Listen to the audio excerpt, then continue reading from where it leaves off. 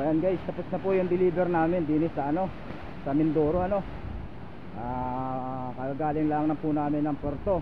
Pabalik na kami ng Maynila. So bago kami bumalik ng Maynila, syempre hindi namin pakakawalan na hindi masilayan ang ganda ng isa sa pinakasikat na spot dito sa amin sa Puerto Galera, ang Tamaraw Falls. Ayan po siya napakaganda po nito. Tara tingnan natin. Yan po yung isa sa pinakasikat na spot dito sa amin, ang Tamaraw Falls.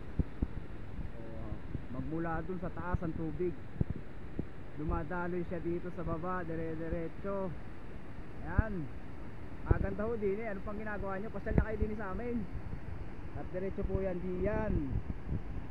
At tara yung mga cottage, dire-diretso din yung mga style swimming pool.